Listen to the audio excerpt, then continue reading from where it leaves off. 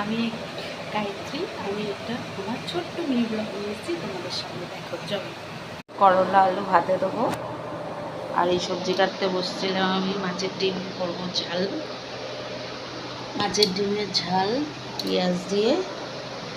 বন্ধুরা, আজকে আমি রান্না করব এই যে পেঁয়াজ নুন হলুদ দিয়ে ডিম মেখে নিয়েছি, পেঁয়াজ কুচিয়ে নিয়েছি, টমেটো কুচি, ঢেঁড়স কুচি, আলু কুচি, আদা রসুন বাটা।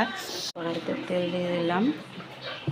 কড়ার তেলটা একটু গরম হোক, এবারে মাছের ডিম দিয়ে দেবো। গরম হয়ে গেছে, গ্যাসটা একটু কমিয়ে দিলাম।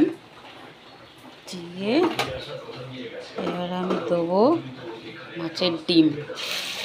বড়া ভাজা হচ্ছে, বড়া ভাজা হচ্ছে, এবার উল্টে দেবো।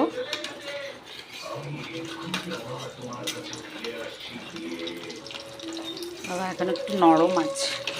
আর একটু আমার ভাজা হয়ে গেছে। এই যে দেখো, এক এক করে সব ভেজে তুলে নিয়েছি। এবারেও বড়া ভেজে তুলে নিলাম।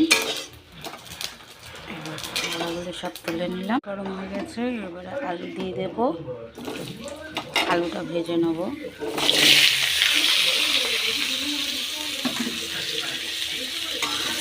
লাল লাল করে ভাজা হয়ে গেছে, এবার আমি আলুটাকে তুলে নেব। যে মাছের ডিম ভাজার এখানে তুলবো, এগুলো জায়গায় করেছে। কালো জিরে দিয়ে দিলাম। এবার দেবো পেঁয়াজটা দেবো। লাল করে ভাজা হয়ে গেছে, টমেটো দিয়ে দিলাম। এবার আদা রসুন বাটাটা দেবো। মশলা কষানো হয়ে গেছে, এবার এখানে আলু দিয়ে দেবো।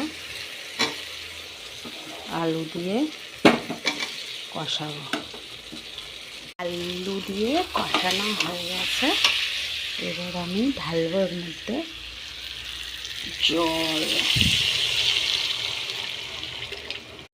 এদিকে তরকারি ফুটছে, আমি এখন বাসন মাজবো। রান্নাটা তরকারিটা হলেই হয়ে যাবে আমার। বাসন মাজতে দিলাম। মাছের ডিমের ঝাল হয়ে গেছে, এবার তরকারি সব বাটি বাটি করে ভাগ করে নেব। নিয়ে আমার কমপ্লিট রান্না বসিয়ে দিয়েছি আমি। ভাত বসানো হয়ে গেছে, সব মেজে ঘষে কমপ্লিট করে এবার রান্নাঘরটা মুছবো। জল নিয়ে এসেছি, রান্নাঘরটা